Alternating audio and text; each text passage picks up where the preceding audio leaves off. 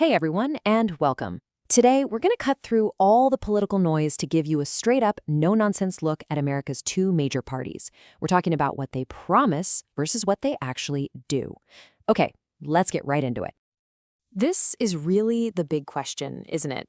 I mean, every election cycle, we hear all these speeches and read the platforms, but does any of that stuff actually become law? That's what we're here to figure out today, by putting the promises right up against the legislative reality. Okay, so let's start with the basics. What exactly is a Republican? Well, at its core, the party's platform is built on conservative policies. Think about it like this. The key ideas are limited government, a big belief in free market economics, and a heavy focus on protecting individual liberties. And on the other side of the aisle, you have the Democrats. Their platform is generally defined by progressive and liberal policies. For them, the central goals are social equality and the idea that government should step in when needed to help make the economy more fair for everyone.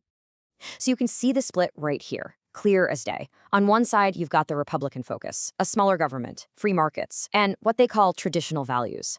And on the other, the Democratic focus, using government as a tool to push for social equality and economic fairness. These are the fundamental ideas that really drive everything else we're about to talk about. All right, so with that foundation set, let's get into the nitty-gritty. We're going to dive into the official 2024 party playbooks to see what each party is specifically telling voters they'll do if they get into power. When it comes to the economy, their approaches are, well, they're worlds apart. The Republican playbook is all about cutting taxes and slashing regulations, with the argument that this will fire up economic growth and bring manufacturing jobs back home. Democrats, meanwhile, are focused on more direct action, like policies to lower costs for families, expand the middle class, and make big investments in clean energy. Now for immigration, and yep, the difference is just as sharp here. For Republicans, the number one priority is securing the border. They make concrete promises, like completing the wall and increasing deportations. The Democratic plan is centered on a big, comprehensive reform bill, one that would include a pathway to citizenship, while also investing in new tech to manage the border. And when we get to the social and cultural issues, you can really see the divide.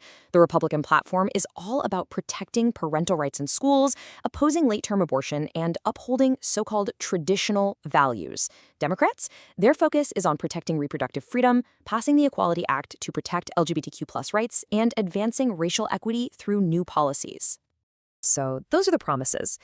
But here's where it gets really interesting. We're going to shift from what they say they'll do to what they've actually done.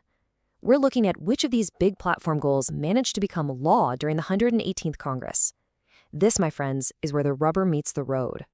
Let's kick things off with the Democrats. Two of their biggest promises were tackling healthcare costs and taking major action on climate change.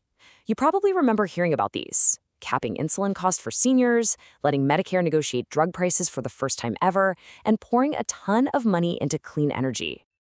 And they actually did it. The Inflation Reduction Act, which passed in 2022, checked those boxes. It passed on a party line vote, but it directly addressed those healthcare and climate goals. This is a pretty clear example of a platform promise turning into a major policy. Okay, now let's flip over to the Republican platform. Two of their key priorities were securing the border, with specific goals like ending catch and release, and empowering parents in their kids' education by requiring schools to be more transparent about what they teach. But this is where the reality of divided government comes into play, and it's a huge factor.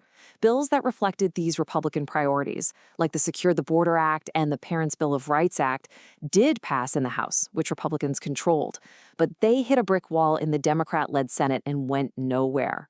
So the promise was acted on, but it never became law.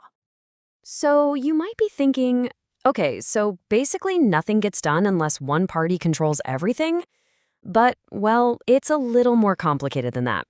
Believe it or not, there are times when both sides actually find some common ground. Yeah, even with all the fighting we see on the news, there were some pretty big bipartisan wins. We're talking about the CHIPS Act to boost U.S. manufacturing, the Respect for Marriage Act to protect same-sex marriage, and even the bipartisan Safer Communities Act to enhance gun safety. All of these passed with a lot of support from both Democrats and Republicans, which just goes to show you it is possible. Now, get ready for this number. It's kind of wild. 95.8%. According to govtrack.us, that's the percentage of bills that actually passed in 2024 with votes from members of both parties. I mean, that sounds insanely high, right? Almost too good to be true. And there's a catch. Of course, there's a catch. That huge number mostly comes from less controversial stuff. Things like naming a post office or routine government business. But those big, headline-grabbing promises that really define the parties, the ones we've been talking about, those are still very much stuck in that partisan gridlock. So yeah, bipartisanship is real, but it's often on the political undercard, not the main event. So after looking at all this, the promises, the laws that passed, the ones that didn't, what's the big picture takeaway here? Let's try to wrap our heads around this gap between rhetoric and reality. This little scorecard gives us a quick snapshot. For the Democrats, a huge promise on climate action got passed, but their voting rights agenda stalled out. For Republicans, their signature border security bill stalled, but they successfully advanced national defense goals with bipartisan support. It really shows it's a mixed bag for both sides, and it's heavily influenced by who controls Congress. And it's fascinating just to see how the parties talk about their own platforms. Democrats describe theirs as a covenant with the people. It's a broad statement of values. The 2024 Republican platform, on the other hand, is framed as 20 specific promises to tackle urgent problems. It's a real difference in style, and it tells you a lot about how they approach policy. Which brings us to a big question for you to think about. When you evaluate a political party, what weighs more heavily? Is it their aspirational rhetoric and the grand vision they lay out? Or is it their concrete legislative record? What they actually managed to get done? And that really leaves us with the final thought. In the end, what truly matters more to you as a citizen and a voter?